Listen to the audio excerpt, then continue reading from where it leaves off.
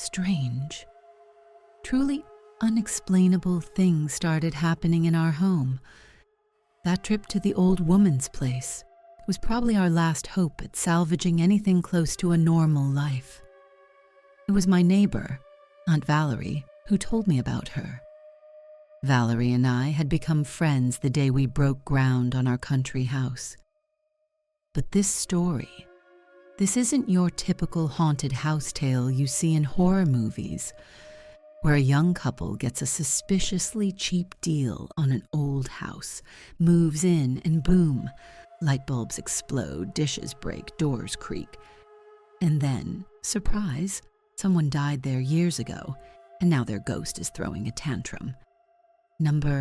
My story is worse. It's one thing when a dish randomly shatters in the kitchen at night.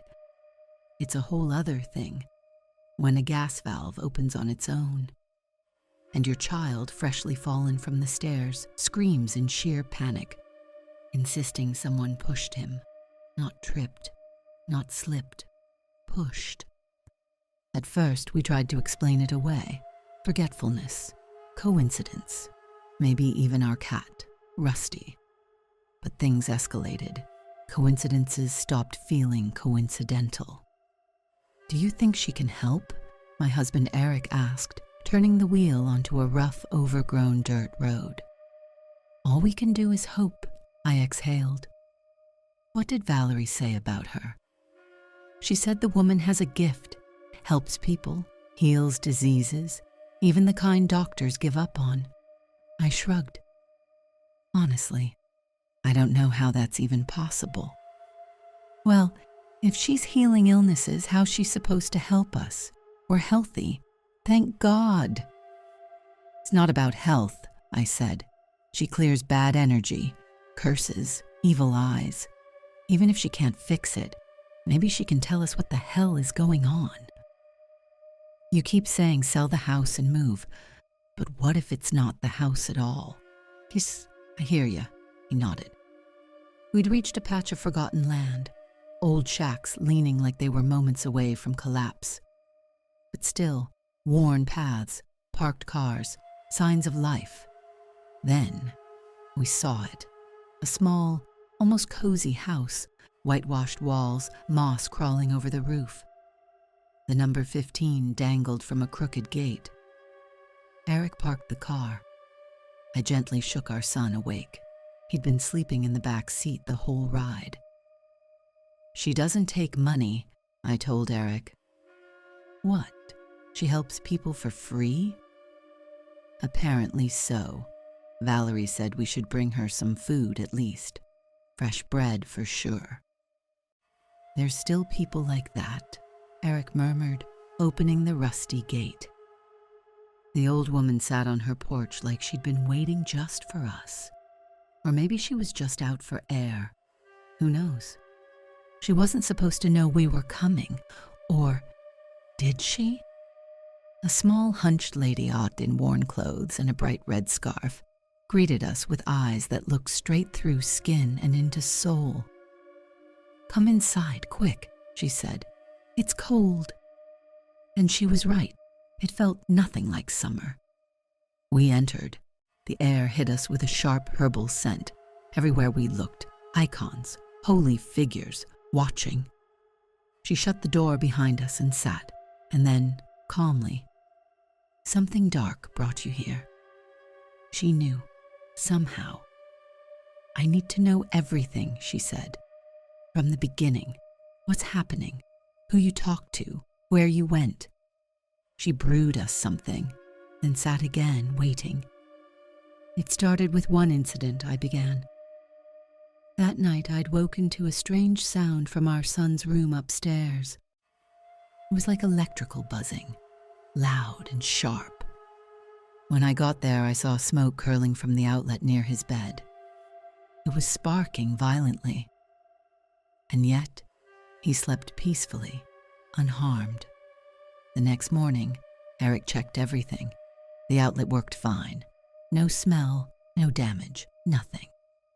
Then came the second event, and it hasn't stopped since. we started finding objects where they absolutely shouldn't be. A kitchen knife under our son's pillow. At first, we blamed fatigue, stress, even the cat. But when our son swore he never touched the knife, it became harder to deny something was wrong. One night, I got up to use the bathroom and smelled gas, strong enough to choke on. I ran to the kitchen. All burners were on full. Thankfully, I caught it in time. Now we sleep with the gas shut off, just in case. Thank God we have electric heating, or we'd have frozen to death. The old woman sat silently as I spoke, barely blinking, staring between us. Then came the knocking. Late at night, on the front door, aggressive, persistent. Eric opened it. No one was there. But we both heard it, both woke up from it. The ground around our house was still soft. We hadn't finished landscaping. That morning, I saw footprints, bare, with long toes. It terrified me. Eric installed cameras around the house that day. The knocking stopped, but things inside got worse. It felt like something wanted to kill us. We told her everything. About the stranger standing in our yard at night, naked, hairless, perfectly still, swaying, as if in unison. Eric grabbed an axe, rushed outside. They were gone. But the prints in the soil told another story. When he came back inside, the knocking started again, on the windows this time. He saw one of them, an old man, pale and wet-looking, with black sludge dripping from his beard. His eyes were bloodshot, his head wrinkled like it had been submerged in water. That was when Eric called the police. But when they arrived, nothing. No intruders, no video footage. The cameras had stopped recording entirely. We tried explaining. They didn't believe us. So we went to church, paid a priest to bless the house. That only made it worse.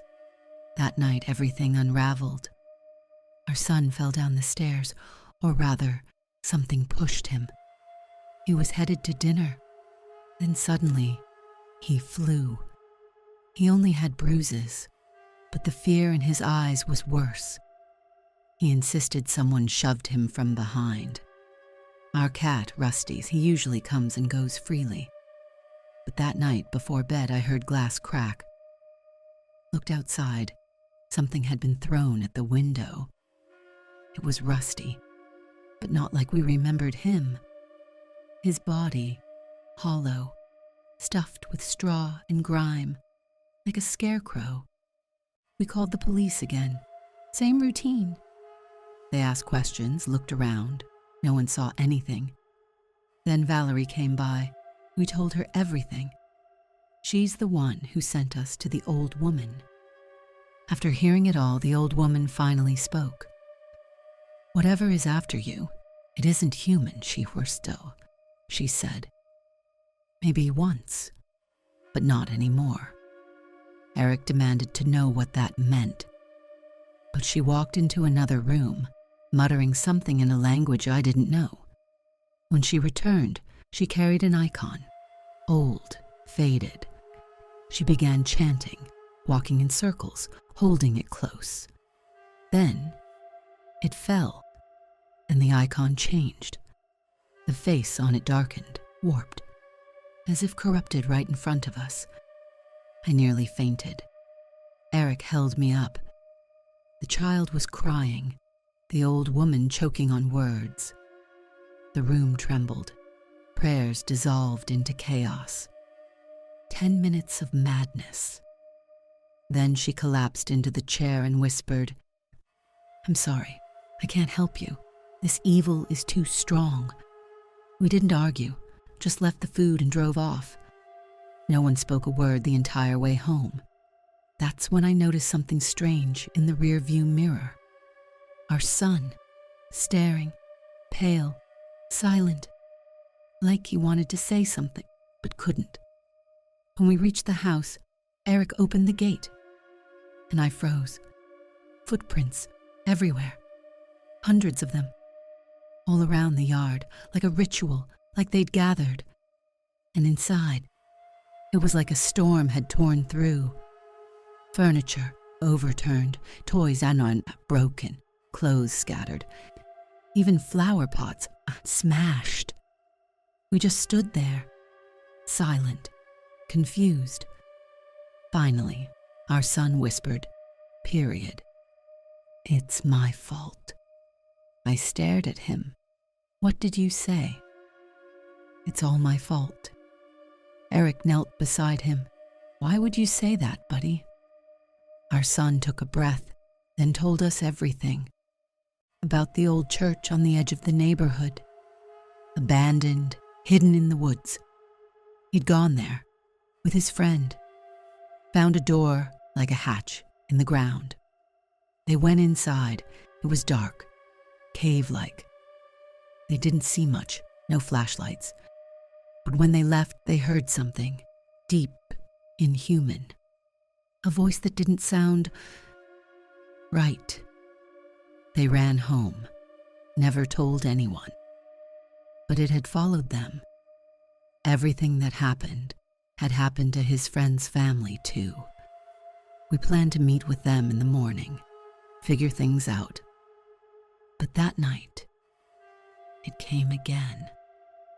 Footsteps, shadows, movement outside the house. I woke Eric.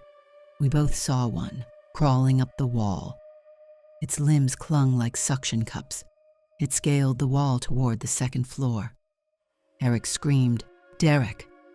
We heard the scream, our son's scream. The door was locked. Eric broke it down. What we saw inside, I'll never forget.